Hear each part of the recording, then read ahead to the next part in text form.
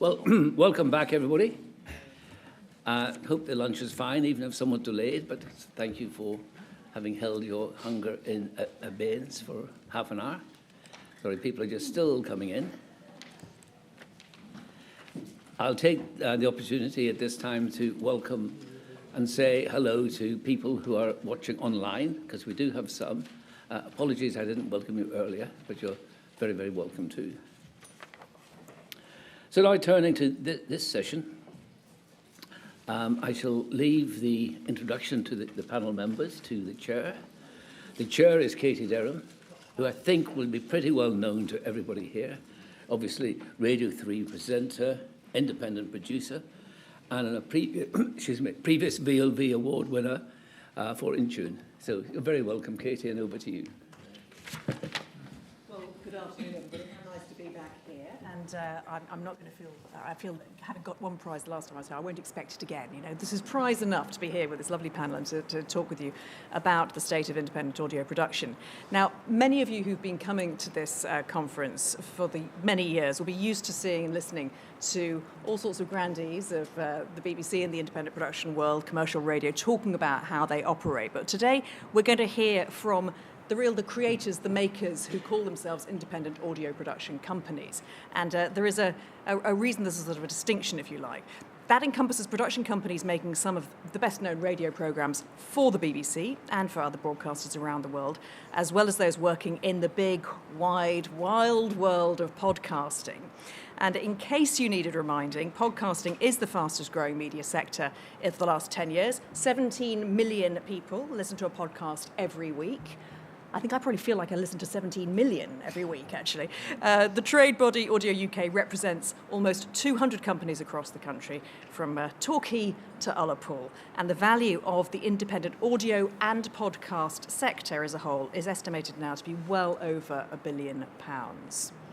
So, the point of this session is to give you a bit of a sense of what the landscape is like, and it is changing fast. So we're going to sort of try and give you a bit of a whistle-stop tour, if you like, and to talk a bit more about how podcasters and independent programme makers, like all four of us on this panel, are adding to public service content.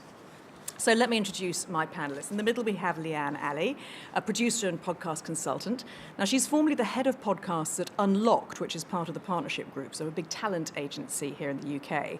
Prior to that, she was at the BBC as a development and commissioning producer, focusing on diverse narratives.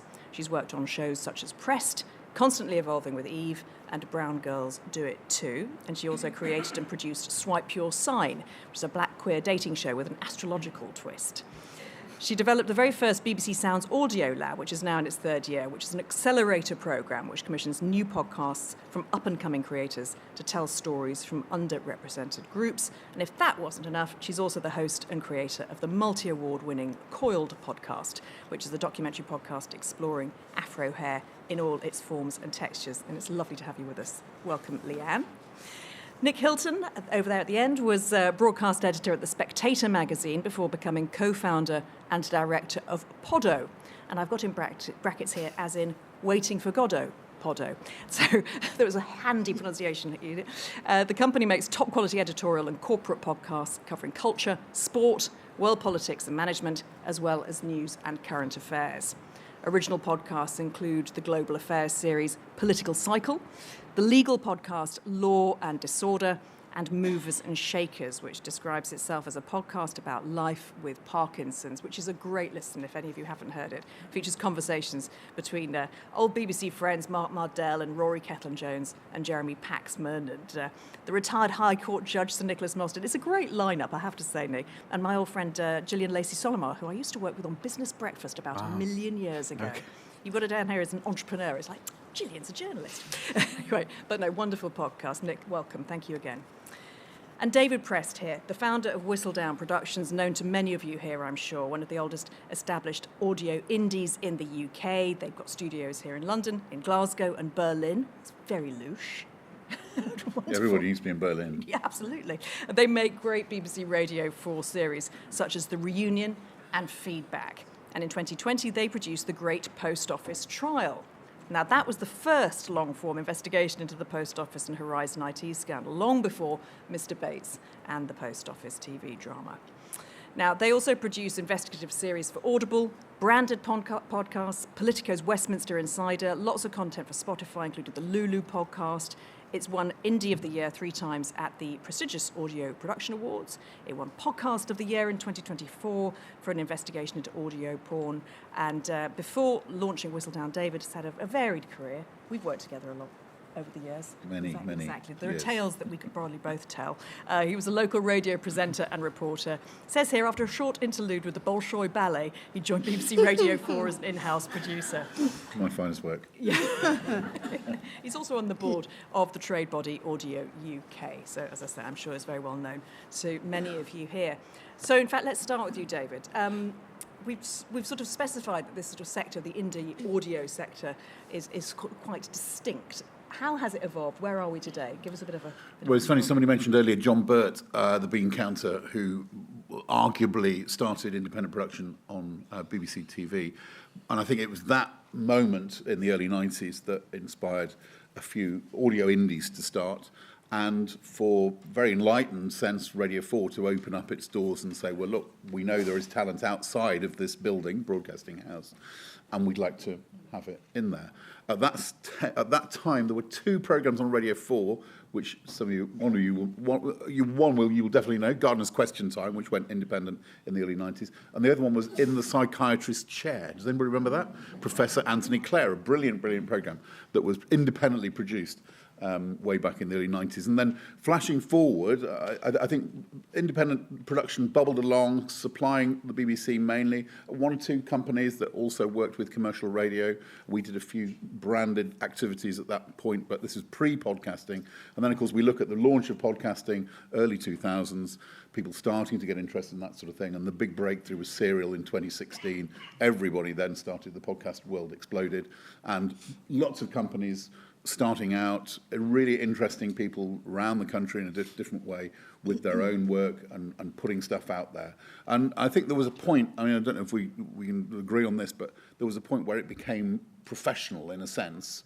You know, there was a point up until Serial where it was really enthusiasts in their bedrooms doing really interesting stuff very often, but not necessarily great sound quality, not necessarily with the values that we've got now. And now we have an extraordinary business sector for podcasting, which has the full gamut. So it's sort of the journey in a way.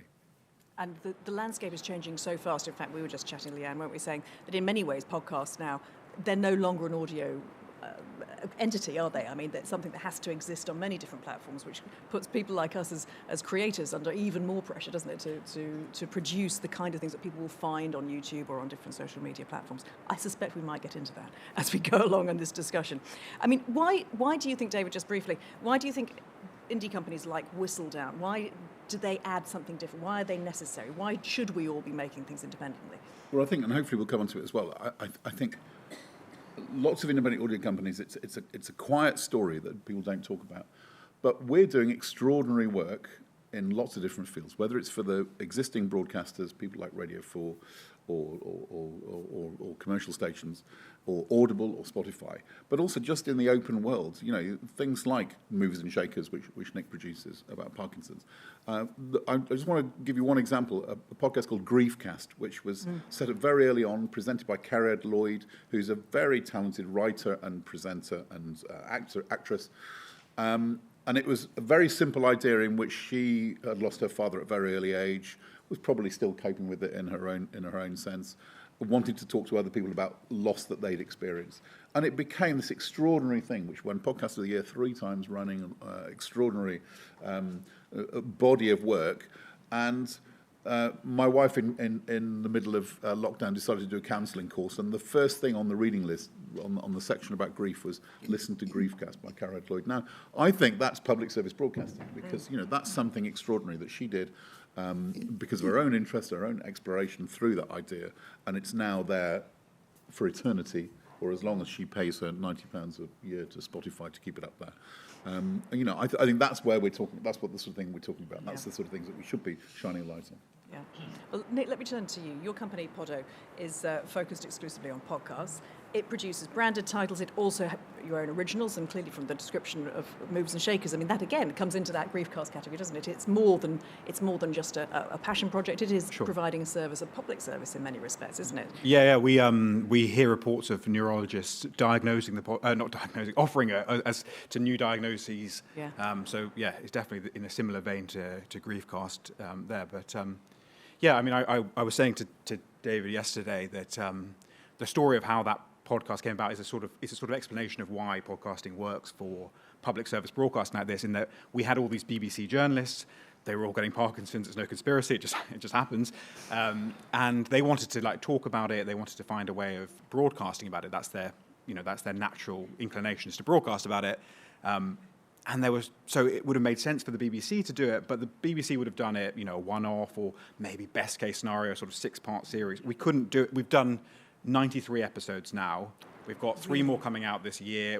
We're fully funded for 3 more seasons next year. It will be a level of depth to Parkinson's discourse that could never have been achieved by a commercially minded broadcaster. Don't tell my accountant, but yeah. So that was something we could do in podcasting that the BBC couldn't do, and it fills those gaps, those niches. But you raised an interesting sort of avenue of questioning, though, because you talked about you've got it fully funded. So who buy? Because I know that Poddo has branded titles, it has your own originals. How do you make it work when you're not getting commissions from the big traditional publishers, the big commissioners? Well, without wanting to go too much into the details of it, people throw money at Movers and Shakers. We could make a lot more money from that than we do. Almost every other project is a complete pain in the arse, and it's the kind of the existential threat that we all face is getting these funded, particularly in advance, because this is a bootstrapped company. I don't have huge pots of capital to speculatively make 10-part series if the episodes are costing thousands of pounds per episode. So I want to get things funded in advance. I want to have a revenue stream going. That's a real challenge. We kind of have to work with talent really closely to build those relationships with sponsorship partners. I don't know if your experience has been the same, but it's why the market has become so talent focused, is because that is how you get funding in advance of making the show. Yeah. And if you can't get funding in advance of making the show, you have to take a big gamble. So how do you then measure whether or not something's successful? Because obviously the revenue stream is lovely and highly necessary for the company to still exist, but it's not everything, is it? No, I've got very idiosyncratic measurements for success. There are stuff that has by no metric been successful, but I still think of as terribly successful and I'm proud of. But yeah, I think once it can wash its own face, once it's setting the agenda, once it's getting publicity and attention, Movers and Shakers is something I've never tried to make money on, but it's been hugely important in raising the profile of my company. It gets me other contracts, for corporate work and that sort of thing. So it's a complicated measurement. I mean, audience figures matter, but I think engagement is really the thing that I prize, because we're running quite small sort of community almost projects. If we sense that we are like a big player in a small community, that's quite satisfying to me, even if it's not these kind of top-level serial figures that people talk about in the hundreds of thousands or millions of listeners. So, Leeanne, let's get your view from where you're standing in the podcast world. We talked about Serial in 2016, and that kind of spawned this enormous enthusiasm for podcasts, and then it kind of went off a little bit a couple of years ago, didn't it? So where are we now? Do you think people are still loving the world of podcasts? The world of podcasts is very, very powerful. I think at the moment, especially, I just think we're going through like a bit of a media shift. So whereas podcasts have been traditionally audio first, now they are video first. And I think the reason that they are video first is because the way we are consuming media across the spectrum is changing. So, and I'm kind of talking about this from the perspective of younger, more emerging audiences. So I think, and what I've seen with the shows that I've worked on, is that social media is kind of like the primary platform for podcast discovery. Now, the way that we consume social media has also changed over the last 5 years. So in order to promote your podcast, you have to have visuals, because all the social media platforms, Instagram, TikTok, YouTube, they prioritize video. More so, they prioritize short-form video. there are some people that actually just watch podcasts on TikTok and never go and click on the actual podcast in full. And that's because all these social media channels are designed to keep you on that specific platform instead of getting you to go elsewhere. So really it takes someone maybe 6 or 7 times to see your podcast in different forms for them to go and then engage with it in long form. So I think the challenge that we're facing at the moment is that we're fighting in an attention economy. And there is just so much choice and there are so many shows out there that you really have to break through. But it's because we're in a short form led video space. And that has meant that there are more independent creators that are breaking through, which I think is great, because there are some shows out there that would have probably been never commissioned by the BBC or another broadcaster that do have really great audiences. It does give the opportunity for anyone to make shows and grow their audiences as well. I think audience is a very powerful thing. And because of that, broadcasters are commissioning less. Let's be really real about it. Factual content is being made less because there's less of a return on investment there. Even by platforms by the BBC. Wondery, if you know Wondery, they're a massive production company that were actually part of Amazon. They were independent to start with, then got bought by Amazon. They shut down earlier this year. And Spotify, they don't really commission content at all, really. They now just focus on monetization for creators. So the industry is changing a lot, and I think we are moving more towards a creator economy. That being said, I guess what a lot of us here have grown up enjoying is the role of the public service broadcaster. We've enjoyed making content which we feel has a purpose and is of good quality. I mean, David, you know, obviously Whistledown still absolutely fulfills those quality sort of standards and so on. But how do you make that cut through in the podcast world when you are fighting against possibly questionable quality from people with enormous social media followings that are cutting through and getting a lot of the advertising revenue? I think in a way, well, I mean, you know, in a way, let me talk about maybe the radio, the BBC stuff that we make and how we preserve the public service bit of that. I mean, I'm from the kind of like local radio generation. My first week in local radio was at Radio Kent in November 1987. Some of you might know what happened in Kent in November 1987. There was an effing great storm went right through there. Quite a lot of wind. Yeah. And I spent I was there for 6 months, and I probably spent at least 90% of the time doing stories about people who needed a bit of tarpaulin in Raynham, or people who were trying to rebuild the football stands at Gillingham, or people who were cutting up Sevenoaks, which was then, of course, One Oak. And, you know, it was an extraordinary time to be part of a local radio station, and it kind of probably, you know, imbued in me that sense of what the BBC in that traditional sense was all about. And then I think following it through, you know, that's how I've approached broadcasting and how I've approached the journalism and the programme making that we've done as a company. It's about, are we adding something to the conversation? Are we creating something which can have a bit of an impact? Are we doing something different from what the rest of the public service content is doing? When we came up with the reunion, which was an idea I'd had bubbling around about just getting that magic moment when it started actually, you know, I was doing a story about a bunch of Korean War veterans who met every year in Northern Ireland in Omagh, and I was sitting there and I was thinking, God, these guys can't talk to anybody else other than these people that they're with in that moment. And I said to one of them, I said, do you ever talk like this with your family, with your wife, with everyone? And he said, no, we can't talk. We only talk about them. And that was the moment I thought, actually, there's something here, magic here. So that was, you know, again, no one was doing that sort of style of broadcasting, that style of programme making. And so that was how we started the reunion. So I think, in a way, as a company, that's what we've always done. And then when we move it into the podcast space, I think we're trying to think, well, look, what is not being done? What needs to be done? And in a way, it's a commercial sense as well, that if we're offering something new, we're not trying to replicate what Anton Decker doing or what Claudia Winkleman's doing or whatever. We're trying to offer something a bit different. You know, when we were approached to do Lulu, for example, we met Lulu and we thought, you know what, she's talking, you know, she's a woman in her 70s who spent 60 years in showbiz since she was discovered at the age of 14, and she went way, and suddenly, you know, you kind of think, actually, no, this is a voice that isn't heard, and, you know, we reckon at one stage she got into the low parts of the Apple top 50, and she was the oldest person in the top 50, and I think that was an achievement. She beat Alistair Campbell by 6 years. You know, does it ever make you worry, though? And I mean, we've heard about the wonderful work that all of you are doing, which perhaps 10, 20 years ago would be the kind of things that Radio 4 commissioners would have bitten your hands off for. But in a way, because you can do it outside of the traditional environment as a podcast, and you can do it in more depth, you can possibly, well, there was a time you could do it cheaper.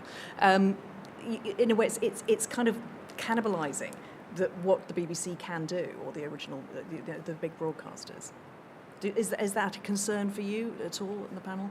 I don't personally think so. I used to work at the BBC, and I used to work across commissioning and also development, but more for younger skewing audiences.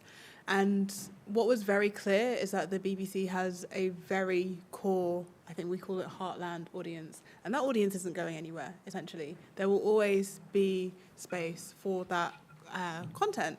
And what I think that the BBC is always going to have an issue with trying to get younger audiences in, because those are the audiences that are probably going to sustain them. But I don't see there being an issue with them competing with independent podcasts. I also think the BBC does certain things really, really well. Like, they do documentaries really, really well. They do investigations really, really well. I think some of the other things maybe not as well, like those always on like chat shows. And there is other space for those. But the BBC will always be good at the stuff that it does so well. Yeah, I don't think I've ever heard the allegation that independent podcasting is cannibalising the BBC before. I've heard the reverse, which I do agree with to an extent, in that the UK podcast market has to be considered this fairly constrained thing. I mean, you read some quite impressive figures at the start. I think anyone who's worked in here long enough knows to take them with a pinch of salt. There's a relatively small market for most projects. And the BBC has resources, and it has the ability to rocket boost any new show that they do in a way that most independents don't have. I think most independent podcast companies who aren't working as providers for the BBC find the BBC quite a frustrating presence, because they compete so routinely with the private market on all of these. They have chased Generation Z, I think, kind of needlessly, when and I think that has frustrated a lot of people. I think the BBC Sounds project was kind of misguided from the start, making a proprietary app which had a kind of gatekeeping a lot of the content, so that very few independent podcasters were getting through onto BBC Sounds, but they were trying to push BBC audiences into their proprietary app. It just felt like a way of competing with the private market, completely needlessly, when podcasting has always been fundamentally about being open. It was that was the original kind of manifesto of podcasting: open, RSS-based. You could get it on Apple Podcasts, you could get it on Overcast, wherever you want to get your podcast, you get them. And the BBC has challenged that, and so I think that I don't agree that we are going to cannibalize the BBC. I think they will always be a much bigger threat to us. Don't get me wrong, Nick. I'm very much I do know where you're coming from, and I was purely being provocative, but I do think there is an element of the public service work that you three, my company, does as well, where you kind of think, well, this once upon a time might have been made in the BBC, and now it isn't. Hallelujah that we can make it as a podcast. That's great. I think we have genuinely enhanced what we are able to offer, and I think it comes down to this able to target smaller and smaller kind of potential niches. Genuinely, not to harp on about my Parkinson's podcast, but genuinely, you wouldn't get a show that is just about Parkinson's. You would get it. It would be about gardeners. It would be a gardener's question time, doctor's question time, and you get one episode that's about Parkinson's. That serves a purpose in a general discourse. But I know that there is like a hunger for a much deeper analysis, and that that's where we can get in there. There's no way the BBC would ever have done a 93 episode series about Parkinson's. I really don't think. Leeanne, a lot of your work has been around developing and discovering and serving new, niche, younger, diverse audiences. Tell us a little bit about some of the projects you've done, and also, how you found doing that either within the BBC and then externally. When I first joined the BBC, I was inundated with people wanting to pitch shows. And it was kind of made clear to me very quickly that there was a very high barrier to entry there. And I really thought, and this was when I was working in commissioning, I was like, well, as a public service broadcaster, shouldn't it be in our public interest to make the way that we find stories and we find talent to work with both in front of and behind the mic way more accessible? Because if the BBC is not doing it, then who else is doing it? And so I started a program called BBC Sounds Audio Lab. This was back in 2021. It was kind of off the back of the Black Lives Matter resurgence and the murder of George Floyd. We were really taking a look at, the content we were making, what does it mean, and how can we uplift more diverse voices. And so this program was all about opening that door, letting creators pitch directly into the BBC instead of going through a production company, because there are so many creatives out there that aren't connected to the podcast world. So if you're creative with an idea, navigating that space is very difficult. So you pitch in directly, we pair you with a production company, we mentor you, and we made some really amazing shows. And I know for a fact that some of the shows that we have made through that program would have never gotten commissioned anywhere else. And I can say that because in the first year that I was running the program, it's still running now if anyone was interested in looking into it, but the best pitch that I received was for a story called Who Was Michael X? Now, Michael X was a British Black Panther leader, and his story's pretty much gone untold. And Hamza, who's the producer of this podcast, he had been researching the story for about a year and a half before he brought it to us. And he had pitched it to every single other platform broadcaster you can think of. Even took it to Radio 4, and they turned it down. And we were the only kind of place that decided to commission it, and it was our most successful show. It got like 100,000 downloads in the first 3 months. So it just goes to show how important it is to widen the opportunities for people to make content and tell those diverse stories. So even if I fast forward to now, I'm working on a slate of female-led shows because 2/3 of podcasts are hosted by men, still in this day and age. And not enough shows are hosted by women. And I'm developing a show at the moment called Politics for Basic Bitches, which is a politics show for younger women, like young millennial women, because still there seems to be nothing out there that serves that particular market. And I'm really glad we're doing it independently because we can actually be critical of everything and everyone. We do criticise the BBC in this podcast because I do think it's important to call out other media platforms and how media influences politics. Like we were talking the other day about how Nigel Farage has been on Question Time 38 times, yet he has less members in Parliament than the Green Party, for example. We actually need to talk about these things, and obviously that's not something that the BBC would ever make. They have tried to make like Gen Z skewing new shows, and I've been a part of a couple of those productions. And the tricky thing is, if shows don't perform within a certain amount of time, it gets decommissioned. But with podcasts, you need to give it actually quite a lot of time to build that audience. You raised the question of you can say whatever you want to on a podcast, which of course is a big thorny issue, isn't it? Regulation. How much regulation should there be, do you feel, David? More than there is, which is none. Yes. And I think the big offender, the big high-profile offender here is Stephen Bartlett, Diary of a CEO. It's the That's biggest who podcast. you were going to say. I thought you were going to say Andrew Tate. I don't know if Andrew Tate has a... He does. Anyway, He did. But the BBC did an investigation into Stephen Bartlett, Diary of a CEO, spreading medical misinformation. He's not a huge offender.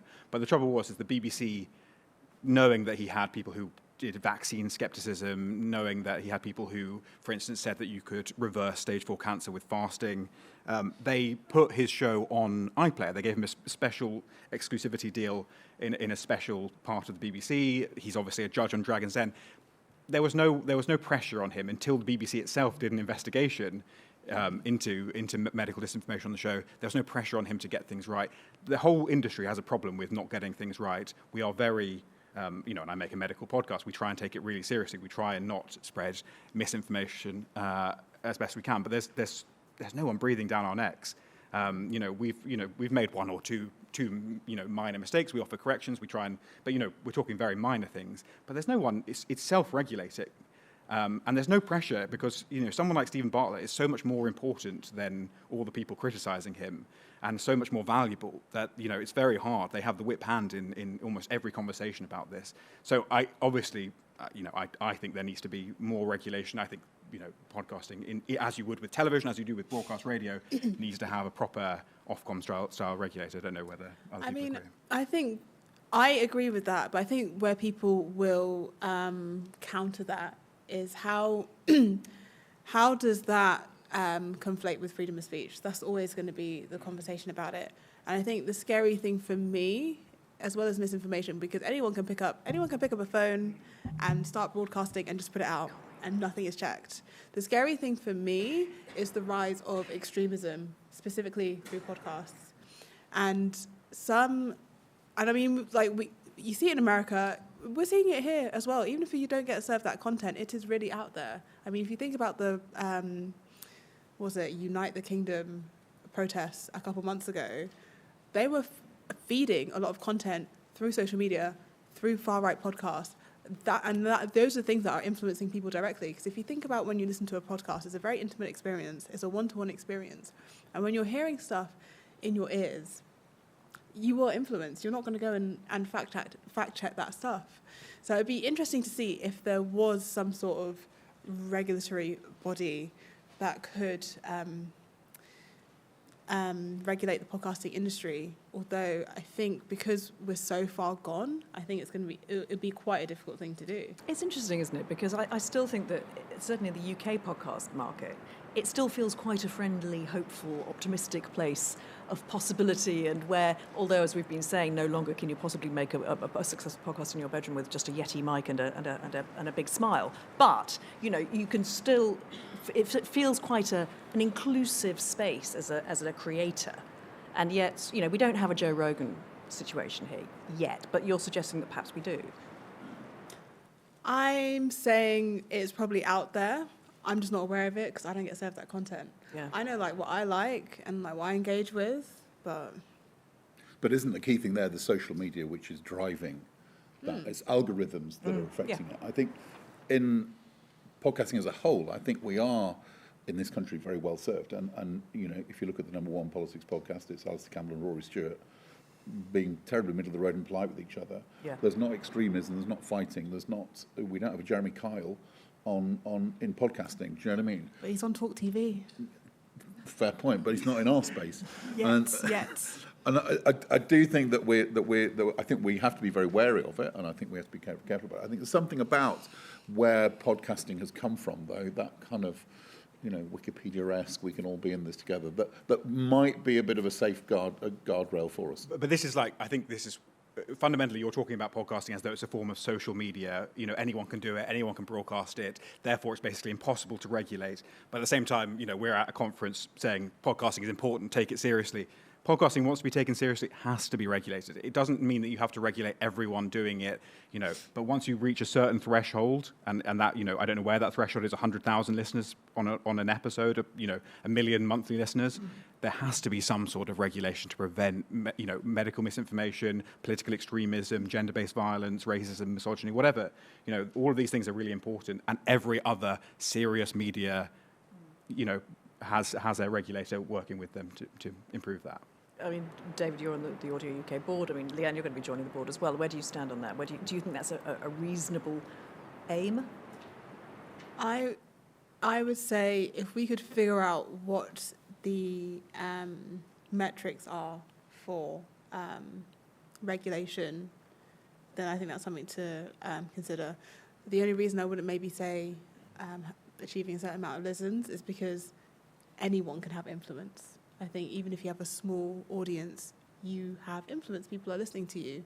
So I even think the smallest of podcasts should be subject to that sort of regulation. But I think it's quite interesting. But I'm not entirely sure that we need a whole new sheaf of legislation on this, because once a podcast gets to a certain It wouldn't require size, legislation; it would just roll it into regulation. But I think once a podcast gets to a certain size, lawyers get involved. Rory Stewart and Goalhanger have, I'm sure, an in-house lawyer now who runs through all the programs and makes sure that all the podcasts and make sure that they are compliant, that they're not going to break the law. And I think what we're talking about is companies being responsible within the UK legislation and within what we know the bounds of Ofcom's regulation is. So I would have thought that the point where it becomes critical we haven't seen a major podcaster being sued in this country. I won't harp on about it, because if there's no enthusiasm for it, we can forget about it. But I will say that Goalhanger came from a TV background. They were Goalhanger, they were a television production company. They transferred into podcast. They're now exclusively podcast. They've now announced that they're not a podcast company at all. They're a social-first podcast company, whatever. They know what they're doing with the regulator. They have always abided by Ofcom stuff, and I think they hold themselves to that standard. There are loads of insurgent, startups in this space who don't hold themselves to the same standards, and I do think there has to be some sort of guardrails there. But I leave it.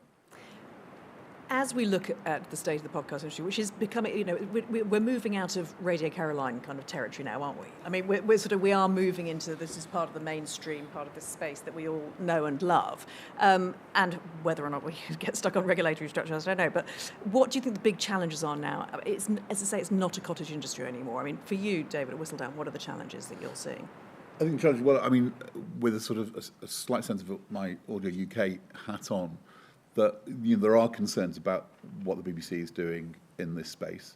The fact that BBC Studios, for example, announced 18 months ago that they were allowing themselves to largely compete in the open market as a super indie, which is absolutely what it is. It has, as a BBC Studios brackets audio, has a bedrock of work which it's given by the public service broadcaster, 30-odd programmes on Radio 4, plenty elsewhere, plenty on the World Service as well, which makes it bigger than any other independent audio company, apart from probably Goalhanger and a couple of others who are in a different sphere anyway. But it makes them an increasingly all-powerful organisation. And I worry that they've got access all areas to three areas which I think are really concerning. One is branded content. They can now go to any brands, any institutions and say, look, I want to work with the BBC and the great force of the BBC for you, and you give us money for doing it.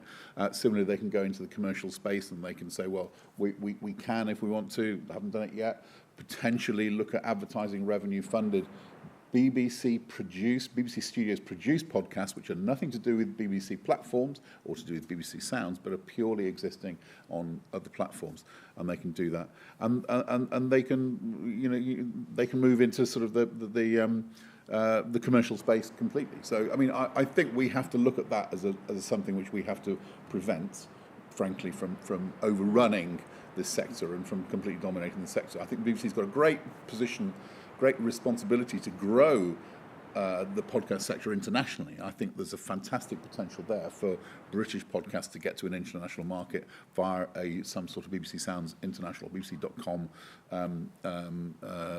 delivery mechanism as yet to be invented. That's where the BBC should be focusing activity. And that's outside of the UK, it can be monetised, and that can mean revenue back for not only for BBC productions but also for any independent productions which are on that platform as well. That's where it should be focusing, not in going to work for Audible and Spotify and competing against the sort of organisation that we work for. Is this music to your ears, Nick? Is that very much where you stand? I mean, I think the BBC probably has bigger problems right now than where it goes with podcasting in the next couple of years. I think they're going to have to scale back their ambitions for it a little bit. And I love what you were doing with Audio Lab. I've always said it's, trotting out again, but the BBC should be a finishing school, not a retirement home. They should be looking to cultivate new talent rather than just offering endless, gigs to. And they've done it, with talent-led podcasts as well. That's pointless for the BBC to compete with the private market on that.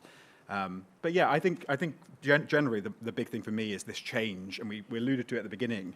This change in the meaning of the word podcast. Podcast was an audio thing, and it was open, and it was RSS based. Now it is often closed, paywalled, whether that's with BBC Sounds or with Spotify Premium, Audible, whatever, and it's no longer audio. We're talking about something which is essentially materially often TV. What people mean with podcast now is they're talking about a tone. They're talking about a conversational, informal tone, something that's intimate. And we're seeing this having huge influence on things like the US election, these young men particularly finding this sense of community, and other young men just talking about young men issues. But podcasting is coming to mean something different, and we're all grappling with it. I think professionally, this sense that we have to think about video, we have to think about socials, all of these things. What does it actually mean to be making a podcast, to be a podcast company in 2026? I think that's still an open question.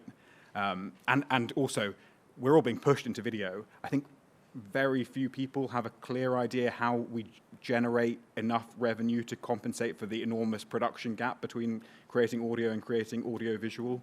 So I think that's something that we just haven't squared industrially yet. How about you, Leeanne?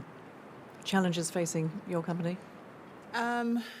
My biggest concern is that obviously video podcasts cost a lot more to make than audio shows. And I think because the industry is so huge now, advertisers, brands, they have a greater understanding of how the industry works. And I feel like this is happening, that a lot of those industry pounds are kind of stuck at the top, like 1% of the industry, and it's not trickling down.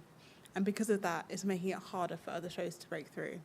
And I feel like if we just have an industry that is kind of focused on the top 1%, we're only prioritizing big celebrity podcasts. And like, I make talent-led shows. I don't think there's a problem with that. But it also makes it harder for other voices to cut through, diverse voices to cut through. And advertisers just have an expectation that you should be delivering 100,000 listens every week. And in reality, that's just not going to happen for most podcasters. So I really worry about the equity within the industry in the independent space. It's fascinating to hear what I think there's a lot of common ground here, I must say, on this panel. But let's hear from the audience. If you've got questions, there will be a microphone will come to your hand. There we are. Hi, Katie and everyone. Thank you for your discussion. You haven't mentioned AI. And I'm just wondering whether you see that, or how. I'm sure most of us would agree that that presents a whole new slate of problems. Nick and others amongst you touched on the effect of podcasting and the fact that it's not regulated on political outcomes and elections. I'm thinking of Brexit, and I'm afraid I'm going to have to be one-sided in this. The BBC were accused of not really digging down and drilling down in that particular debate. There were podcasters out there pushing for Brexit. Can you see a new future where in upcoming elections, AI is used to manipulate elections in podcasting? Who'd like to take that one? Nick? I mean, I think that the AI impact is probably going to be more acutely seen in social media. I mean, podcasting is, the audience figures are just not big enough, and it's so self-selecting. So, I mean, it's part of the issue with a lot of this, the politics stuff. I mean, I don't know how big an issue podcasts were at Brexit. I mean, I was working Spectator shortly afterwards, and I have to say almost no one listened to Spectator's podcast at that point. So I don't think it was hugely influential. But at the same time, we've obviously moved into a place where there are a few podcasts that have some kind of political clout. I think they are so focused on this idea of like intimacy, of personality-led. I don't think AI is really a huge problem there, but in terms of the ability of AI to take a podcast episode and spit out interminable numbers of clips that just flood social media, it's just going to be an absolute wash. So if you have created a pro-Brexit, this is in a time machine, a pro-Brexit 2026 podcast, you could easily use AI to produce 1,000 clips, and I don't know if social media is ready for that. But I don't think for podcasting itself, I'm not sure. Podcasting, I think we're kind of fine. I actually encourage the use of AI to a certain extent in terms of production processes. It can make your processes much more efficient, especially when you're doing video, which takes 10 times the amount of time. I think the thing to be wary of is, like Nick said, how AI shows up on social media. This is what we saw in the US elections. There were lots of videos that were actually AI videos that were kind of showing what was happening at rallies when this was just actually not the case at all. And I think AI can be so lifelike now, and not all social media platforms mark whether something is AI or not. I think that is something that's still being worked on. That, I think, is what we need to be aware of. I think in reality, because the ex-Wondery CEO has invested in this AI podcast company, in reality, no one's going to listen to an hour podcast with an AI bot. That's just, it is not sophisticated enough for that to even be interesting, because it's always going to live from somewhere else. I don't think that is a threat. I think how it shows up in social media is what we need to be aware of. I think it's ironic that the only podcast I'm aware of that's actually used it to replace a presenter is Michael Parkinson's podcast. He sounds like Robo Parky. It's very funny, and the people engaged in it and taking it as a bit of a giggle, to be frank. It's not. I don't think we're quite there. Although having said that, we did a podcast with DeepMind. Even before the invention of chat and all that stuff and the AI nonsense, when it all broke. And they did replicate her voice with an extraordinary amount of detail. Hannah Fry, the presenter, has got a very distinctive delivery anyway. But they did an amazing job of making her sound to the extent that she could not believe it when she heard herself back to herself. It was terrifying.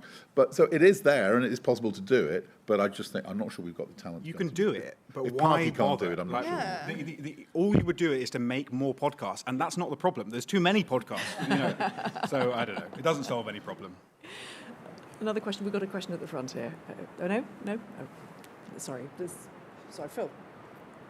Hello, Phil Harding. I'm an occasional broadcaster. How important are pictures becoming in podcasting, and are there risks attached to a growing importance of pictures in podcasting and losing what's unique about podcasting in the first place? I mean, I'm happy. I think we've all probably got a view on this. I think, I was listening to a lot of American experts earlier this year. The American podcast market is a lot more developed than ours. And they would say that increasingly people are finding, and this is what Leeanne was saying, to discover podcasts, pictures, video, whatever, are incredibly important. But people are still enjoying absorbing them, listening to them, and consuming them in the old-fashioned way. So I think there's still a real need and a demand and a love for good old-fashioned audio and that intimacy and the relationships that you build with presenters. But to find them, the pictures are increasingly important.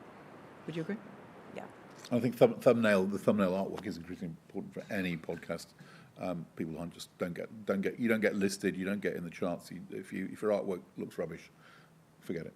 I wouldn't conceive a new podcast now without having a visual strategy. I just don't think, and I think almost no one would, which I think says where the industry is. It's just hard to compete because almost everyone else is doing it, and that's, it's a race to the bottom. But we have shows, Movers and Shakers, we're never going to do video because it would be a complete disaster. I don't want to make a TV show in a pub. We record it in a pub, an actual working pub. So there's plenty of shows that will keep that magic, but I think it would be very unlikely to launch a new product without visual element. But you've got a very good video clip I was watching yesterday. We're streeting. Yeah, I know. We're streeting by being kebabbed by Jeremy Paxman. While he destroys a Scotch egg. At the same time as eating a Scotch egg. It was a rather. It is good video, but it's not what we're about. We have time for another question. Oh, this lady over here, I just spotted. So I was speaking to Alie Zachariason, who's a senior editor at the BBC, and they're currently trialling My Club Daily, which is a 2-minute football podcast purely spoken by AI. And basically, so they're able to produce a voice that's native to the area that the football club is from. Is that not extremely concerning for representing it's a great idea. Misrepresented views, misrepresented areas, and also creative freedom for everyone. So if you support Blackburn Rovers, you get somebody from Blackburn voicing it. You support Newcastle United, you get a Newcastle accent spoken by AI. Is that not extremely concerning for people producing podcasts? Yes. I think categorically. My question is, what's the reason why? But a lot of the stuff that they do, right, is all in an attempt to get more people on BBC Sounds or consuming BBC Sounds, and that I guess this is another way to try and get more users in. I mean, I'd be interested to know what the editor you're talking to was saying. Was it a glorified trail in a way? As to Leanne's point, to sort of say, okay, you enjoyed that. Well, now listen to Gabby Logan talking about football, the real one. Yeah, and I think it's a bit of a novelty, isn't it? I mean, that sounds to me like a bit of a gimmick. Try something, bit of a laugh, get some headlines for it, and move on. I mean, I'm a big Bob Dylan fan. I'm extraordinary things that Bob Dylan's been doing on AI recently. That a man of sort of 30 years younger than him would have trouble doing. So extraordinary stuff that is being promoted. That Michael Parkinson podcast, I don't think I've ever heard anyone talk about it other than to condemn it. Like this AI actress Tilly Norwood, who it's not a real thing, doesn't make any sense, but Hollywood have signed a 1,000-actor open letter to condemn it. I think you've got to be careful with AI stuff at the moment, that it's a lot of hype, a lot of fluff, a lot of people experimenting with edge case stuff that might one day have some utility. But, if you want to listen to your football team broadcasting, you can listen to podcasts. There are 100 hours of podcasting a week for every Premier League football team. I would be quietly confident. I was going. Could an AI replicate, the sort of work at a proms concert, introducing some obscure symphony by somebody or other? Some would argue that it sounds like they already do. But on that cheery note, as I wander into the sunlit uplands of my retirement sooner than I thought. Final thing, a recommendation for each of you. What should we be listening to? A good podcast this week? Wisecrack. It was a Tenderfoot TV podcast. It's a true crime podcast following this guy, Ed Hedges. He's a UK-based comedian, and his stand-up set is actually about a murder that happens in his hometown. It's crazy. Okay, Wisecrack. Excellent. Noted. Anything I from you, honestly Nick? don't listen to podcasts. There's too much of a busman's holiday. So, I don't know, go out and get some fresh air or something. I don't know. I'll plug one of ours, which is called Power Sisters, which is 3 women who our producer met on a tube train on the Northern Line and just heard them talking and thought they were brilliant. We whizzed them into a studio, and they are fantastic. They're natural talents. They don't know how to present programmes, but they know how to talk and they know how to argue with each other. And it's a great bit. And we're hoping they're going to win an award at the Audio Production Awards tomorrow. And then also, just old school, the Test Match Special podcast has been reinvigorated with a healthy dose of the new cricket correspondent who's just taken over from Jonathan Agnew, and I think it's a really good listen at the moment, and it's doing really, really well, and it's interviewing people from the past as well as people in the present of cricket's future and the Ashes tour at the moment. Excellent. Good stuff. Ladies and gentlemen, thank you very much. A round of applause to the panel.